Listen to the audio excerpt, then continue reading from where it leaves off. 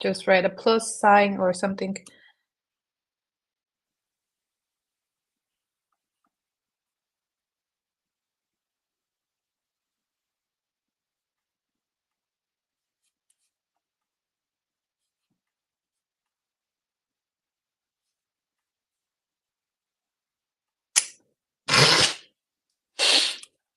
Are you for real, right? Okay. This wasn't live yet, right? Okay, so let's just start again. All good. Let's just start again. Thank you, Ruqaiya, for letting us know.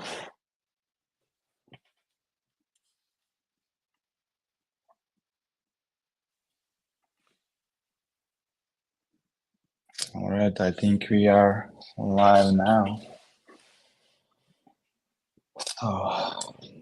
Okay, so are we live now? Sorry, we're having some technical difficulties.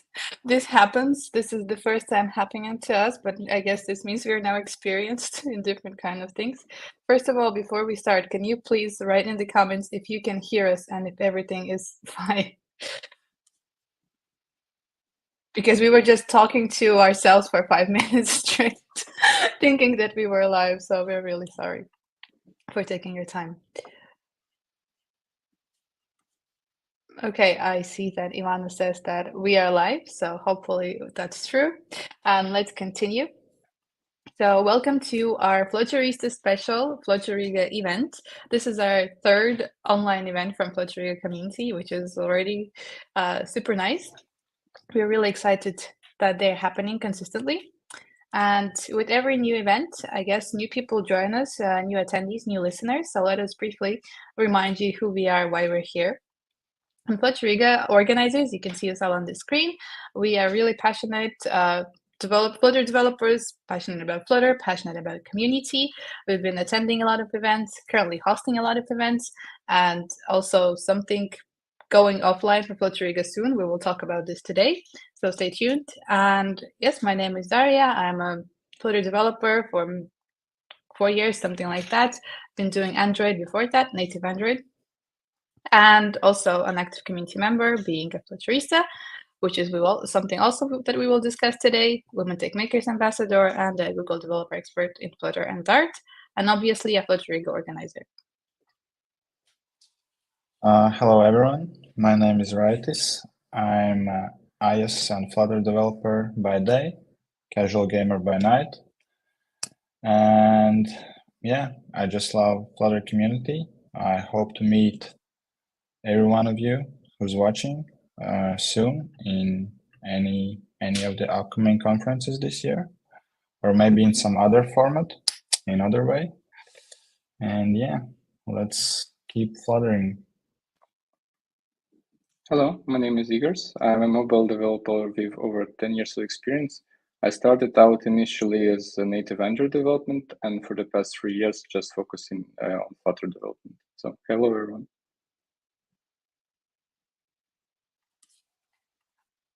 Okay, and while we discuss where actual Riga is, please write in the comments where are you watching us from. And Riga is the capital of Latvia. Latvia is a country in Eastern Northern Europe. You can see it here on the globe. And as I said, Riga is its capital, and we are interested in building our local community here. And so Flutter Riga is part of the Flutter Meetup Network, and Flutter Meetup Network is an initiative by Google, which the goal of which is to connect people enjoying Flutter by organizing and supporting meetups in different countries, in different cities.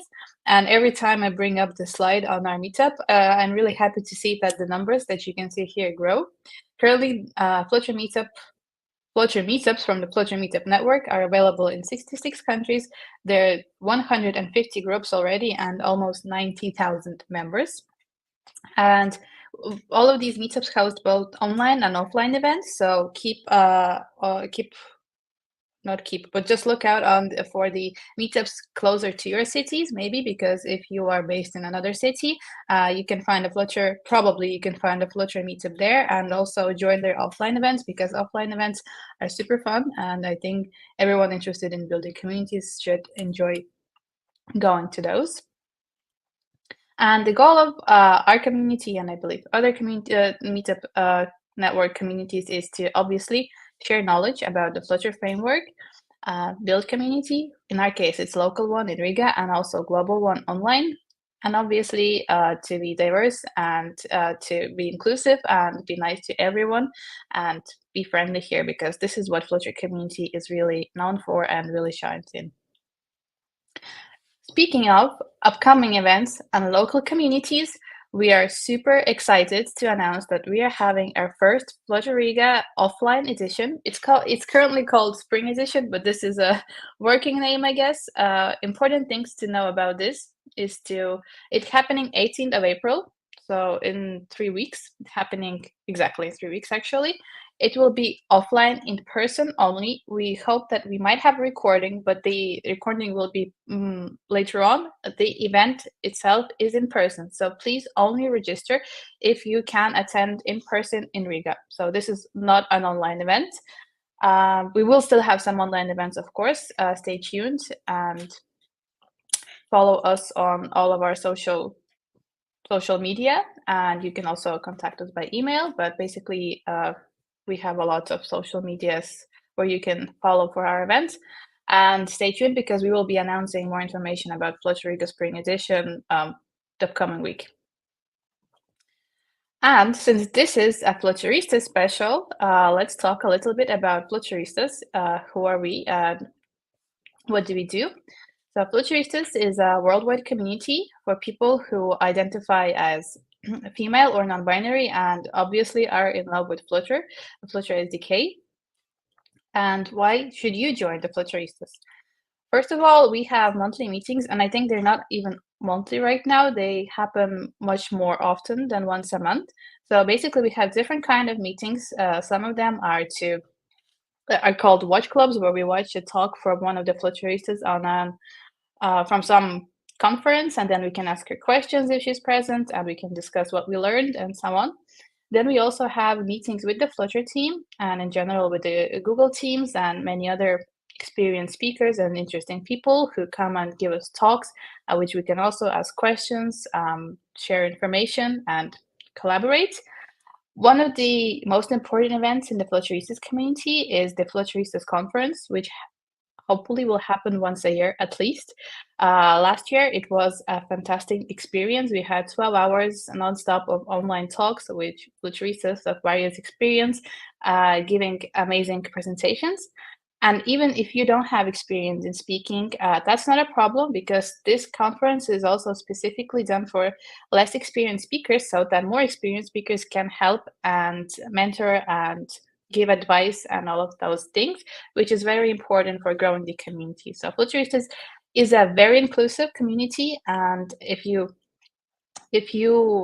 identify as a woman or non-binary and you love Flutter, which you probably do if you are here right now, then of course feel free to join, and you can do that by going to the Flutteristas website, finding this little section and pressing the button Apply Now. And of course, if you have any questions about Flutteristas community, feel free to ask them in the chat, and we will address them a little bit later. So finally, for agenda for today is the Flutter Riga keynote, which is we're now wrapping up. And we'll have two Flutteristas speaking, Alba and Ruqaiya, and you have the opportunity to learn from them and to obviously ask them also questions. And regarding questions, please post your questions with the Q prefix in the comments. This way, it will be easier for us to identify questions and ask them to the speakers after their talk. All right. Thank you, Daria. Bye, Daria. Bye, Igor. So, our first speaker, actually, I had the pleasure meeting Alba last year in Berlin at FlutterCon, and now she's joining us for our almost monthly event in Flutter Riga, and she will tell us about app deployment via Fastlane and Bitrise. So, hello, Alba. I hope you're doing good. And yeah, the stage is yours. Thank you so much. So good afternoon. Thank you for being here. My name is Alba, and I'm going to talk about releasing your Flutter app using Bitrise and Fastlane. First, I would like to present myself. As I said, my name is Alba, and I come from Spain. I live in Berlin, and I'm working as a software engineer in Delivery Hero. A little bit of what I do in Delivery Hero is that I'm currently working in two different squads. So one is an SDK and another one is a module of another app, a very big app done with Flutter that is called Talabat and is used in Dubai. For the Talabat app and for the SDK, we use Flutter, but for the SDK, we also use Swift UI and Kotlin. The SDK is basically an abstraction of an API that we can use by any app inside of Delivery Hero. So we do this with Android, we do this with iOS, and with Flutter as well. The main of this SDK is to integrate and handle how we display the ads in our app. So basically how we simplify fetching the ads, tracking the events that the user is doing a click, loading an app or like a viewable app. And the aim is to have good analytics for this interaction within the user and the app. But today we will be talking about the first squad that I was working on when I first joined Delivery Hero, because it's the one that I was using, well, we were using Bitrise and Fastlane. So we will see that more in depth shortly. So this is the agenda for today. We will talk about the project itself, how are we doing the release process, what is Bitrise and how we use it in this release process. And lastly, we are going to talk about Fastlane and how we use it. So let's talk a little more about the project. As I mentioned it before, I have been working in Delivery Hero for the last years. And when I first joined, I was working in a squad that was integrated with 7 Flutter engineers, and we built a greenfield Flutter app, so completely Flutter. Yes, so to understand more about what we were doing, let's talk about my team. So I work in a team called Merchant Team, which is a completely Flutter app, and we shipped our project in 4 different products in multiple markets. So we had Panda Merchant for APAC and Hong Kong, which was basically created for the merchants to connect with the Foodpanda app. Similarly, we did the same in Austria. We shipped for Foodora Merchant. In Chile, we did for Pedidos Ya Merchant, and in Dubai, we did with an app that is called Talabat. We built this merchant app for all of these brands. So let's talk a little bit about the release process and how we organize it. To understand how we automate these app releases that we talked before, we first have to understand what we were releasing, and to understand what we were releasing, we need to speak a little bit about the structure and how we handle the team. So we were the merchant app, as I said before, and we were split into 2 different foundational squads. One was the core squad and the other one was the order squad. Each squad had a different product manager and a different engineer manager, had different back-end engineers and front engineers. And we shared the QA team and the product designer. And the Flutter engineers were split across the teams. So sorry for this slide, it's not looking correctly. Okay. So going back to what we were releasing, as we mentioned before, we were a 100% Flutter app, and we use what is called strength-based development. This means that our main branch, it was called master, and in every sprint what we did, so we had these requirements from products, and we built some features. So we were extracting a branch from the master branch that we call feature branch, and then we did all the features that it was required, and then we merged it back to master. So in this example, we can see how our strong development works. So one feature, second feature, the third feature, and the fourth feature were merged into master, and then when everything was done and reviewed, we merged them back. We also operate in terms of sprints, and there were sprints of 2 weeks. So in this example, we can see the example of the sprint number 10, that it was 2 weeks as well. When do we release? So we've seen what are we releasing. Now we are going to see when are we releasing. We had the sprint that was lasting 2 weeks, and we decided that for us, what it makes sense, it was to make the release at this point. So when the sprint was finishing, so within these 2 weeks, whatever we merge, it got frozen, which means that nothing past this point will go into the next release. So for example, in this example, we can see that the features 1, features 2, features 3, and features 4 will get into the next release, but features 5 won't get merged because it won't get into the next release because it wasn't merged.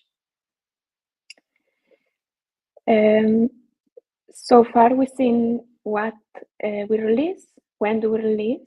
So now we're going to see who does this release.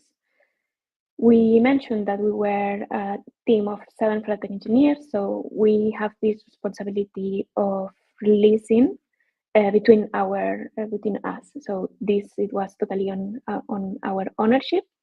To make this release more viewable, what we created, it was a document with the guidelines and a management release document, which contain the following information. So for example, we had the release version, the first 2 digits that you can see here, the 23.13.0. So the 23 is the release year, and the second 2 digits denote the number of the release that it was ongoing in that year. So for example, 23.13, this means that it's the 13th release of this year. And the third digit, it was the bad version, which means that if something went wrong into production, then we needed to do a hotfix, and then that number, it wouldn't be a 0, it wouldn't be a 1. But ideally, if everything is okay, then that should stay as 1. Then we had a code freeze date. We had a release date that normally it was 5 days after the code freeze, because we wanted to have a little bit of time for the regression testing with our QA team. And we also have a build number, which was provided by Bitrise, and it's the build number of the UTA that we will see later, and the release notes. So this release notes was written as well with the release manager, and was containing everything that this release was containing. So for example, what new features, if there's a hotfix. This was very useful because, for example, for external stakeholders. So let's say someone that is not entirely directly in our team wants to know what we are doing, but yeah, so it's not in our team. So the only thing that they need to do is check these release notes, and they can see what we ship. They can see what is the nearest release. They can see what date will be the next release. So they see the whole existing project, and that's very good. So also we have a status, if it's released or still in progress, and we assign this release manager to the different 7 engineers, so we rotate with each other.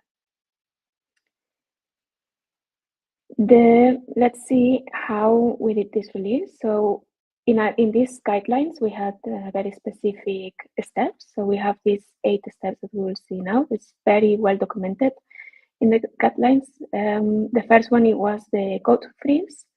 What happened in here, it was that we updated the translations.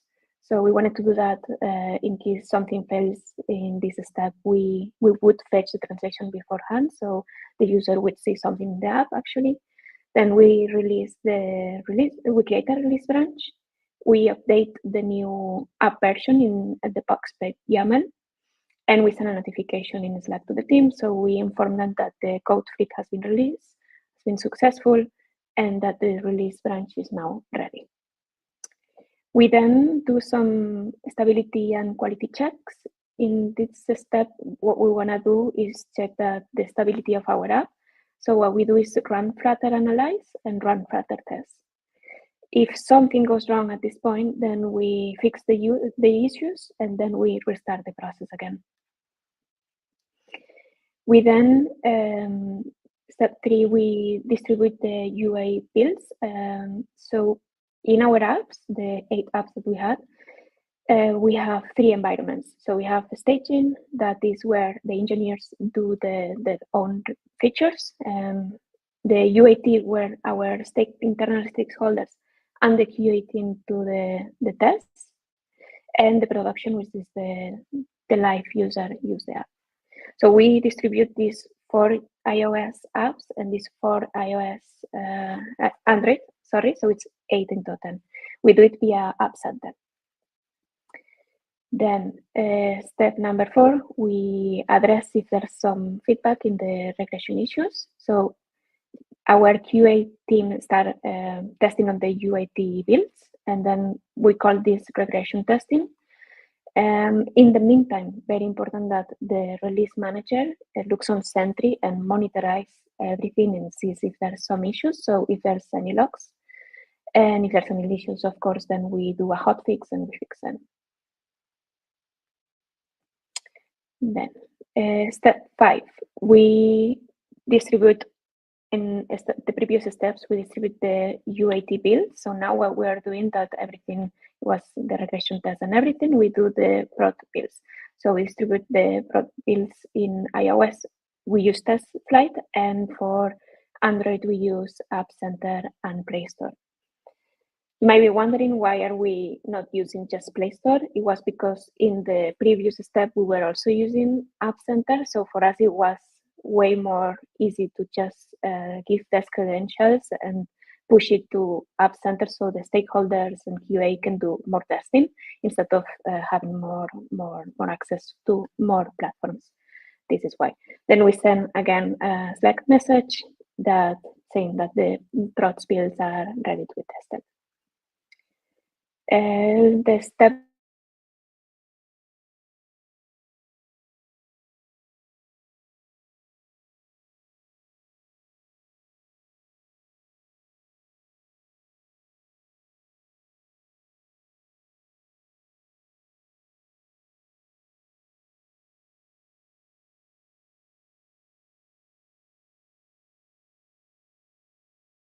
the release Jira ticket, and then we update the release management context. Then number 7, whenever everything is done from prod builds and we have the green light from the QA team, then we submit the production builds for review.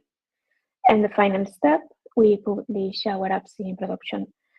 We do this in what is called stage rollout, which means that we don't ship to production on 100% because we have a lot of users. So we want to monitorize what is happening. So we use Sentry for it. So we first do 1%, then we see that there's no issues, then we do 5%, we do 20, we do 50, and this 100. Then we create a Git tag, and then we release branch to master.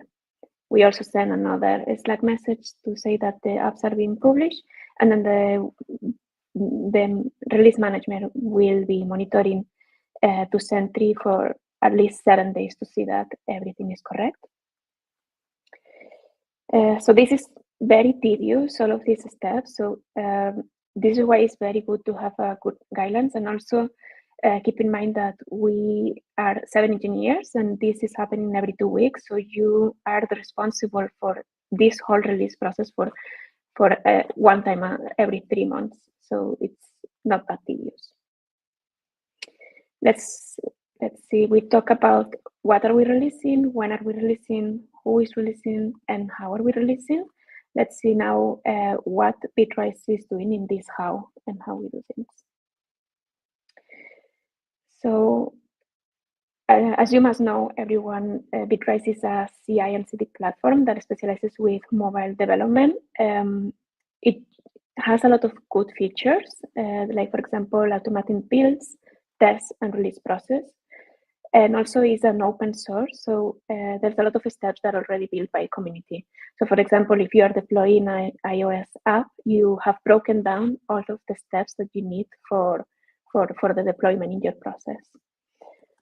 So this is where it comes very handy.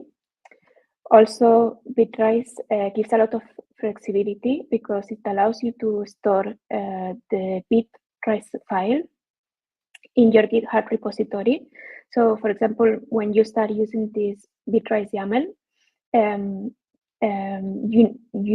the Bitrise know and downloads which workflows are you doing, and it shows you in the dashboard, for example.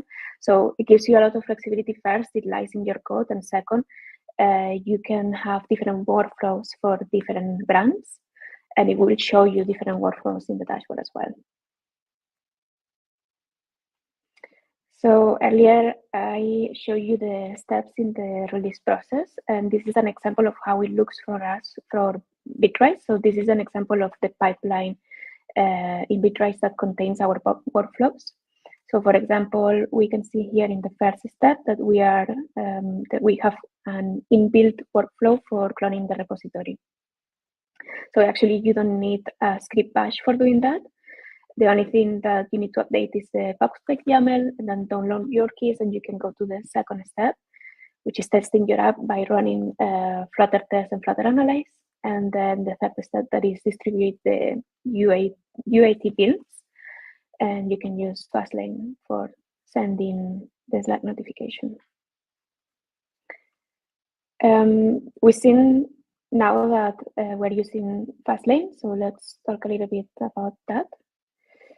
So basically, Fastlane again is, as you all might know, is an open source tool that allows you to publish your apps and code signing. But this comes very handy, for example, when you do an iOS.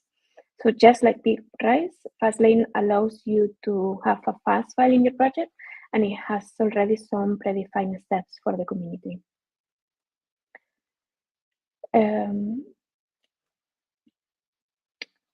This is an example of the Fastlane, how it looks in the Android setup. So for example, how you release an app to Play Store. As you can see, this uses Ruby, but you actually don't need to learn Ruby to use Fastlane. It's just a simple syntax. And for example, in this code, what Ruby defines as lane is a predefined set of code. So when you run this command that we have upload to production in the terminal, you will first run the first method that is built up, and as we've seen, it's a custom method. It's the one on the right, so it's predefined, and then executes the Gradle method that also is not in this screen because it's one of the multiple methods that is pre-built in this open source, and then runs upload and uploads it to the Play Store. This is another example for iOS, and it's a little bit different because you see that here we have a method that is called sync certificates and provisional profiles. So in this step, what Fastlane is helping us to do is to do the code signing. And basically what it does is that creates a repository, then downloads your certificates and your provisional files, encrypts them, so in encrypted format. And all you need to do is to have access to this GitHub repository and then a Fastlane password to decrypt that encryption. And then if a new engineer comes to the team, you just need to run Fastlane certificates. And then this engineer has everything in their machine to, for example, run iOS build or even to deploy in the store.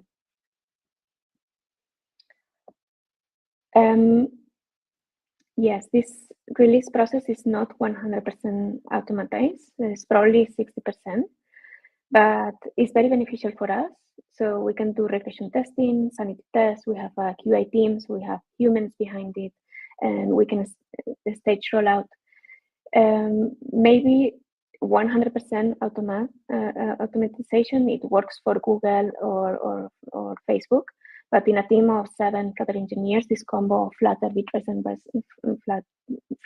Fastlane works perfectly. I think I must apologize because I think I have the all slides, and I put the slides here with my whole team here because I wanted to say thank you. But yeah, I maybe can present again. But yeah, I just wanted to say thank you all for being here. I wanted to mention my 7 engineers and special Rohan Taneja, which is our staff engineer. And yeah, I added his LinkedIn in here. I apologize for this. Yeah, and thank you again for being here. If you have any questions, please.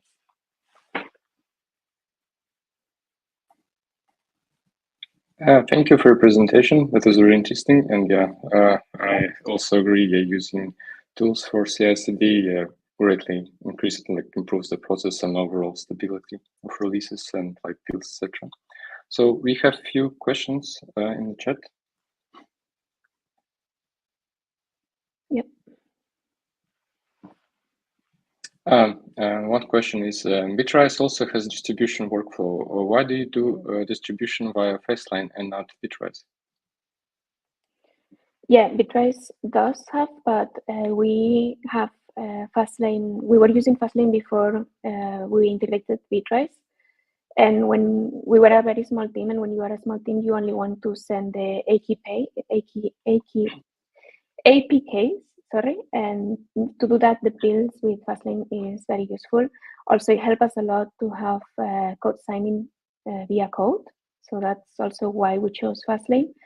And also, one of the things that made us go for Fastlane was that when we wanted to manage everything from the code, and before we started, Bitrise didn't have this option. So the Bitrise.yaml, it came after. So this is why we have Fastlane. Okay, thank you.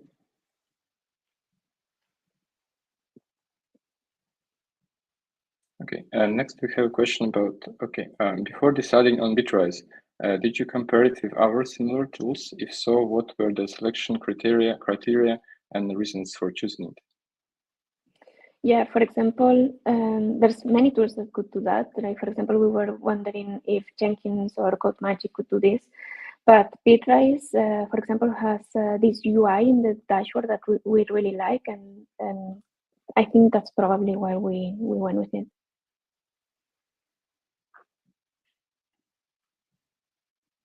Okay, thank you.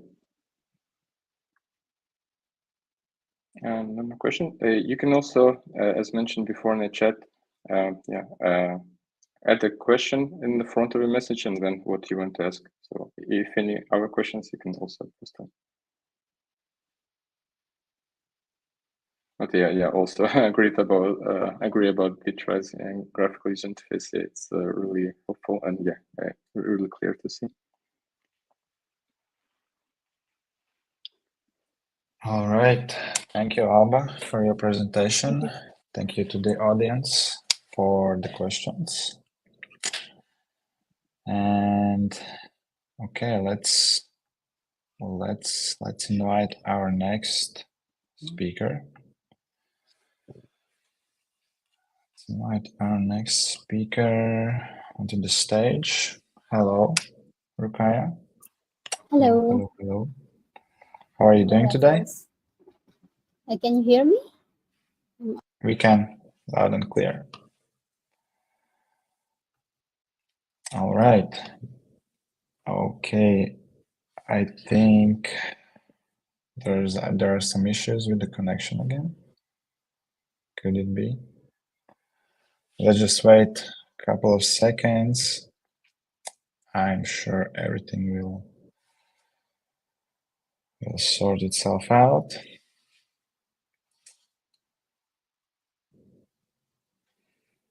Meanwhile, if you have any questions about anything in the chat, please ask either to our speakers or to us.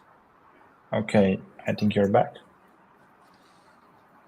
Are you ready? Are you ready to present? Am I audible enough? Yeah. Can you hear me? Can anyone hear me? Okay, thank you. Yeah. So let's start. Okay. And okay, I'll just leave the stage for now, and hopefully your connection issues will just sort themselves out. Or I don't know any jokes, to be honest, but I can bring my people onto the stage to help me out with something.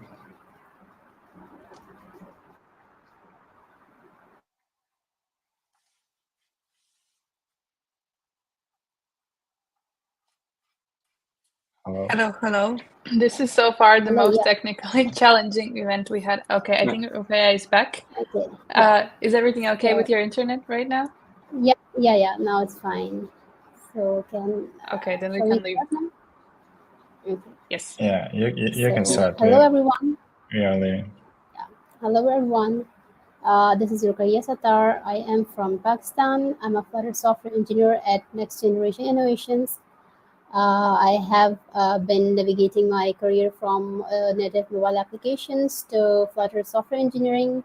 It's been more than 3 years. I am into mobile app development, and I am actively involved in open source community, content writing, and nurturing young talent by mentoring at different platforms like We Speak or Outreachy.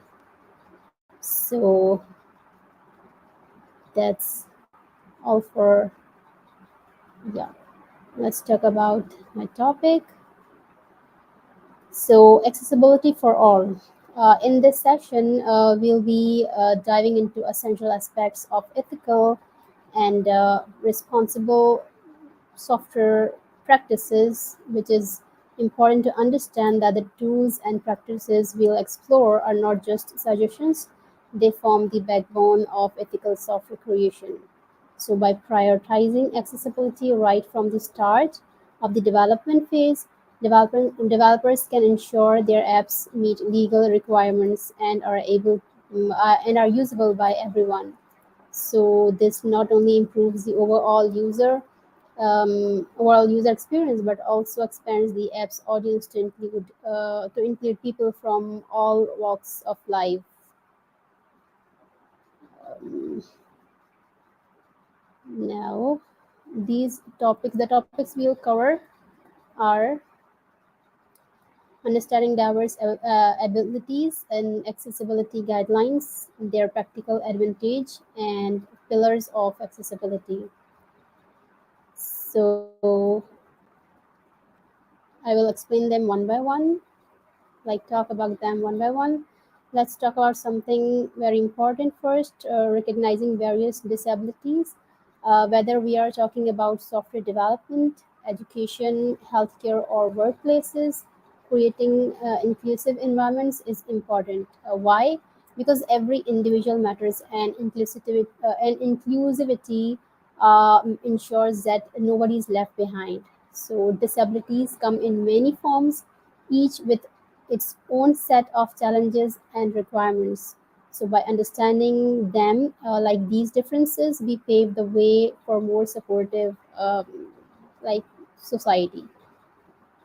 So, in software development, it means designing applications and platforms that are accessible to everyone.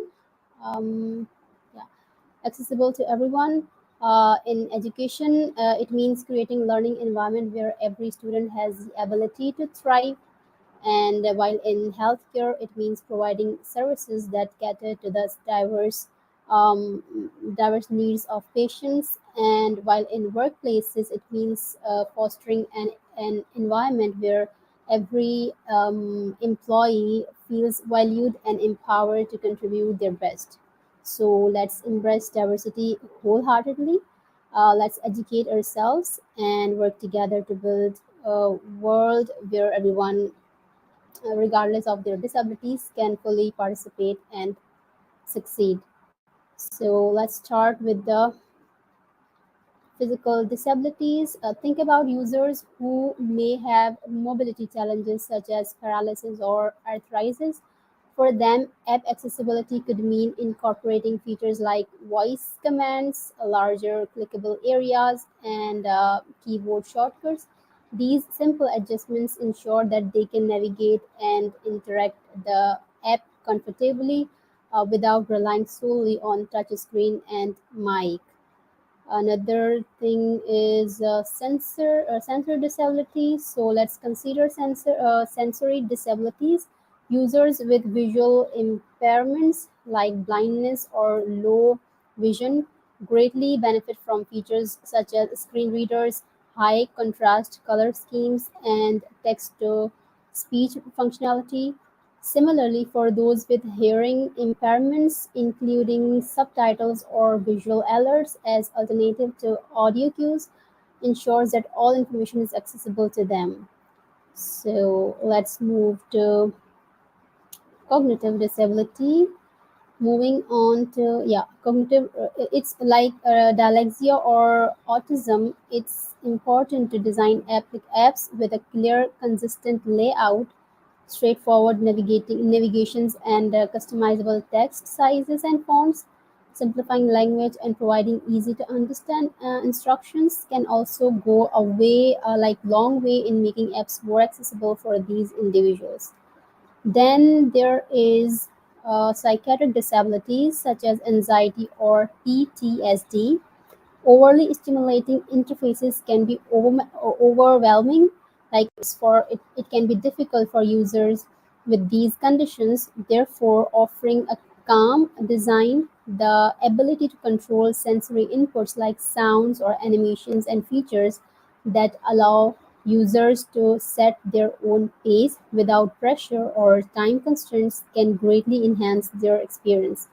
And lastly, the chronic disabilities. So, chronic pain or fatigue for these users, minimizing the need for prolonged interruptions is important. Features like saving session states, easy to access controls, and low physical effort requirements can significantly improve the usability of apps for them. By considering these things or aspects, or incorporating inclusive design principles, we can create apps that are not only usable but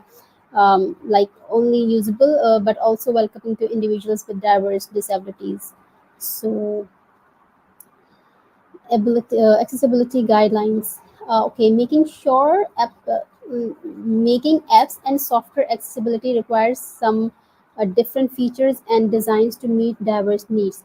So this includes for some accessibility guidelines, standards, and involve users from different disability communities for testing and feedback. So when it comes to making websites and app accessible to everyone, there's a gold standard to follow, the Web Content Accessibility Guideline, or VCAG. It's developed by Wide Web Consortium. These guidelines are like a roadmap ensuring that online content is perceivable, operable, understandable, and robust. So what does that mean? It means that whether someone has a visual, auditory, physical, or cognitive impairment, they can still access and use digital content effectively. And here's the thing, like following VCAG is not just a nice to have, it's often a legal requirement to many places like the ADA in the US, or in Europe it's like 301545 standard, I guess. Yeah, it's in European Union. So now let's talk about mobile applications. Just like websites, they need to be accessed to, like for mobile applications. That's where platform specific guidelines come in. Apple has their own accessibility guidelines for iOS, while for Android, Google has their own accessibility guidelines.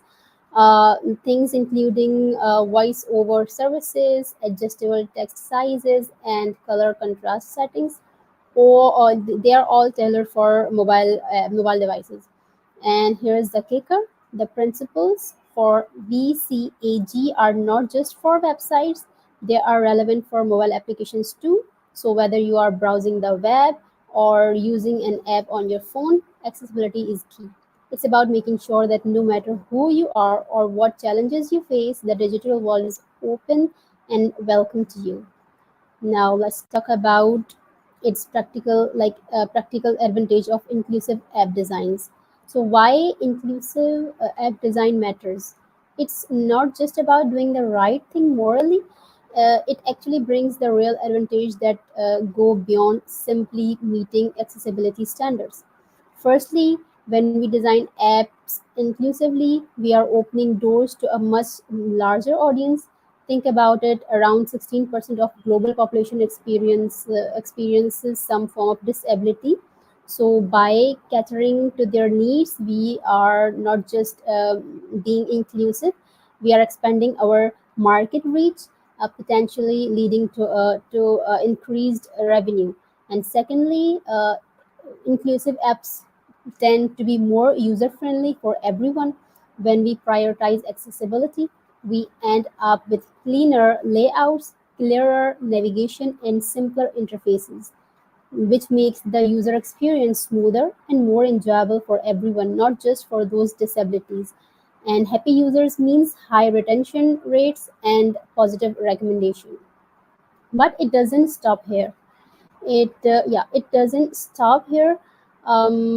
Inclusive design also drives innovation. When we consider a wide range of abilities and experiences, we are pushed to think creatively, resulting in innovative design solutions that benefits all users. Features like voice commands and predictive text initially developed for accessibility are now widely appreciated by broader audience. And let's not forget about the competitive edge.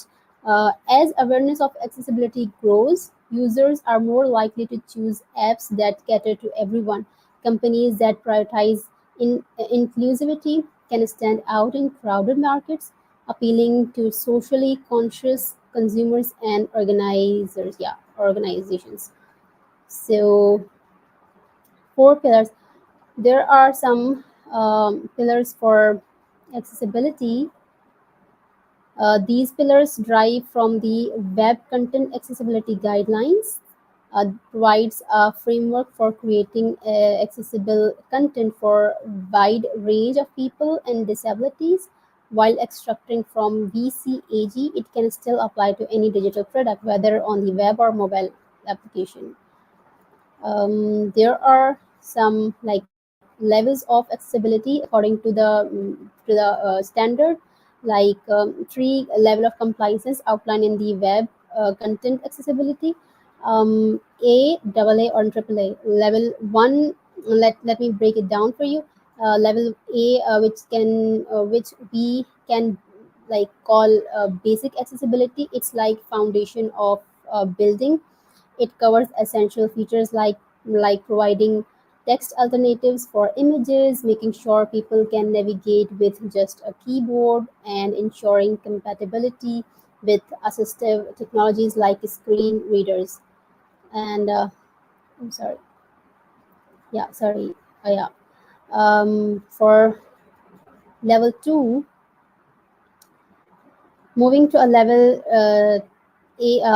enhanced accessibility, things get even better. We are not just covering the basics, we are improving usability. This means clearer labels, better contrast for easier reading, and making sure user can easily identify and correct errors. And finally, there is advanced accessibility, which is a gold standard. Here we are talking about going above and beyond, including features like sign language interpretation and even stricter contrast requirements. What are the there are some tools and widgets which Flutter provides for promoting accessibility. So how Flutter makes sure everyone can access and use its app? You see, Flutter's approach to accessibility is clearly woven into its architecture. Like there is this thing called semantic tree.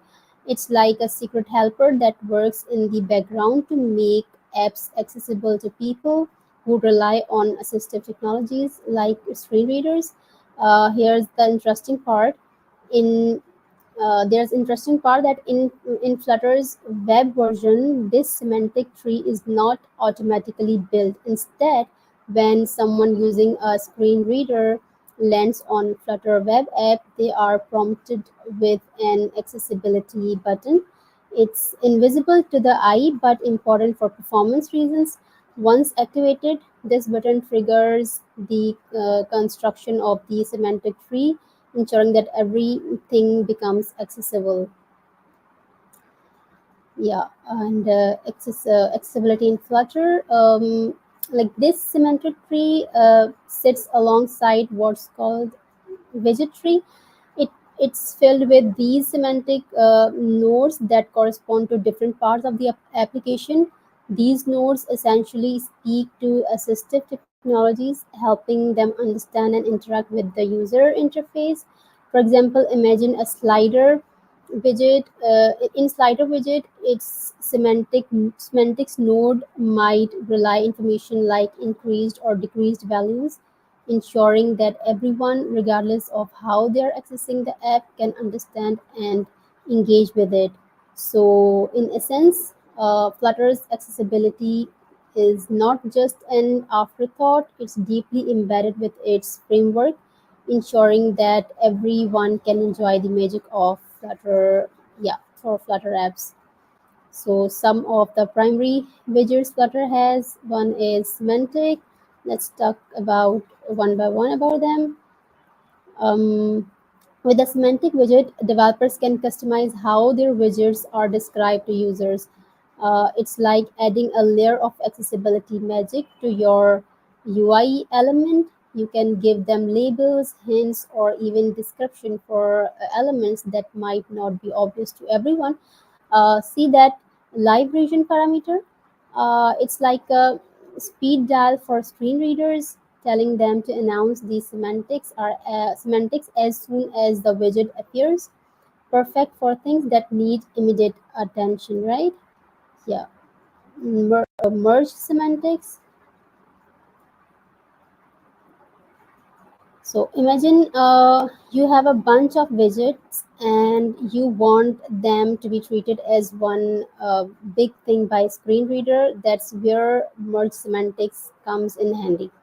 It basically merges the accessibility information of multiple widgets into a single node in the semantic tree. This is super helpful when you are dealing with the complex UIs and want to simplify the experience for users relying on screen reader type technologies.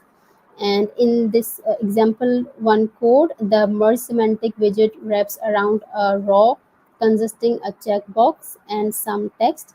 Together, they are treated as a single entity for screen readers, making it easier for users to understand and interact with your application. Another is exclude semantic widget. No, So exclude semantic widget, like it excludes a widget and its children from the semantic tree. Like that image asset is not needed to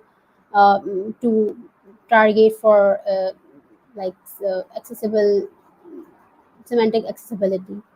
So for block semantics, it's a handy widget. Small block semantic widget. It's a handy widget in Flutter that helps to manage what's visible to accessibility to, like again screen readers. Imagine you have certain UI elements like alerts or drawers that pop up and cover other parts of your app. Block semantics steps in to ensure that only the most important elements are accessible. So in the example one code, block semantic ensure that when your alert dialog appears, it's the main focus for accessibility tool. It hides other elements behind it, so user interacting with the screen reader wouldn't get distracted. So there are some features and tools to enhance accessibility. Advances in communication, mobile devices, wearables, and telecommunication interfaces have paved the way for seamless delivery of healthcare services remotely.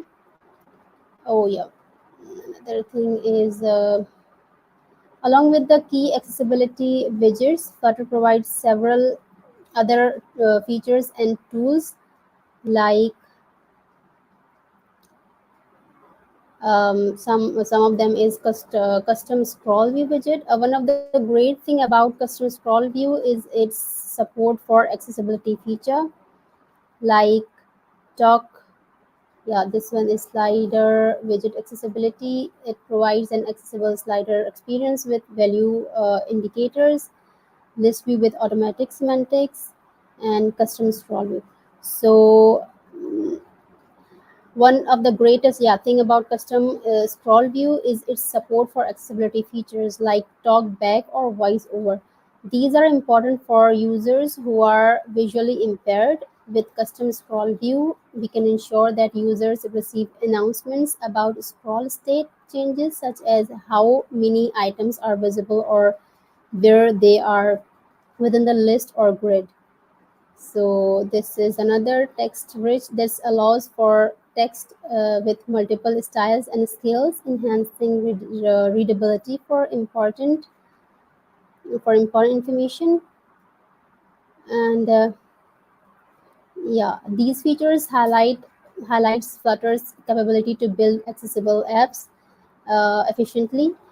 And there are some other tools like for all platforms. There are different accessible tools. For iOS, voiceover, this is Apple's built-in screen reader. It's important for testing how visually impaired user navigate your app, making sure your Flutter app's UI component are labeled and easy to navigate with voiceover. And for Android, there is TalkBack. It's Google's equivalent of VoiceOver. TalkBack is important for testing accessibility on Android devices specifically, and it ensures we ensure that your Flutter app is usable with TalkBack. And another is Accessibility Scanner. It's tool by Google that scans your app and suggests improvements for accessibility, such as enlarging touch targets and improving contrast.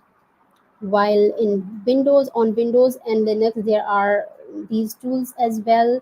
Like one of them is Navigator for Windows built-in screen reader. It helps test how apps are used by visually impaired users.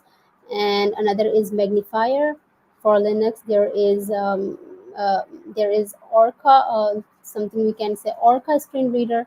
It's popular screen reader for Linux. It provides spoken feedback and essential for testing in Linux. And if we talk about cross-platform, then what Flutter gives us is Flutter Widget Inspector. It's integrated into Flutter's dev tools. This helps inspect the widget tree and layout, ensuring correct semantics for accessibility. Flutter testing. The Flutter integration testing framework can automate accessibility testing. And another is color contrast analyzers. Like use tools like Web Aim color contrast. It's checker to enhance your app meets color contrast guidelines. And always manually test your app with various accessibility features enabled on Android and iOS devices.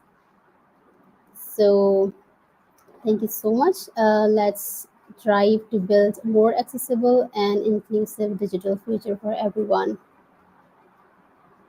And thank you so much for giving your time. Thank you for presentation. It's totally agree. It's super important for making apps that everyone can use. So yeah, thank you. We have a few questions in the chat. One of the questions, how do you approach accessibility at next generation innovations? Do you follow any internal standards during development?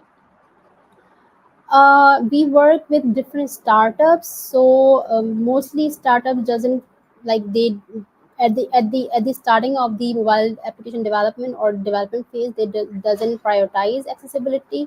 But in like gradually they ask us to give the applications with for visually impaired people or accessible applications. So it's not, we are not like following any standard now. Yeah. Okay, thank you.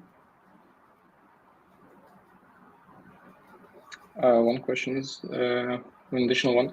How do automated testing tools help maintain accessibility standards in Flutter apps, and how effective are they in identifying accessibility issues?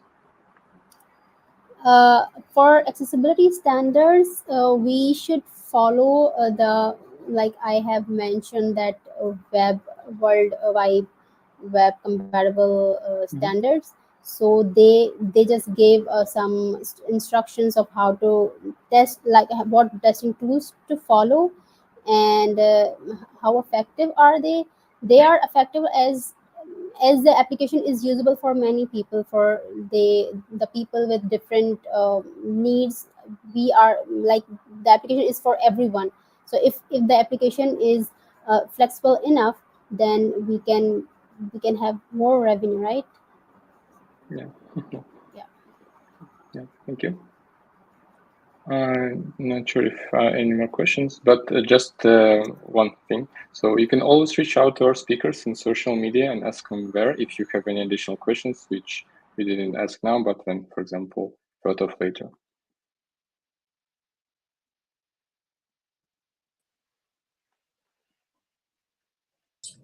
All right, thank you for your presentation. It was really insightful, as always. Always the always important topic, the accessibility. I'm something of accessibility guy myself at the company that I work on. So yeah, I'll give a quick word to Daria.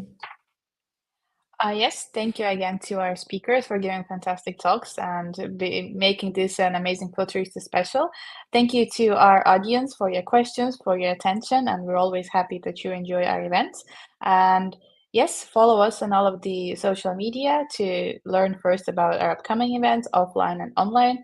And once again, this was the most technically challenging event we ever had. We had so many different problems from everyone. Like, I don't know what happened today. Something just wasn't right, but in the end, everything worked out. Both speakers, despite the technical problems, delivered amazing talks. So kudos to them. Thank you again. And yes, see everyone at our next event. And bye bye. Thank you so much. Bye. Thank you. Bye bye. Bye.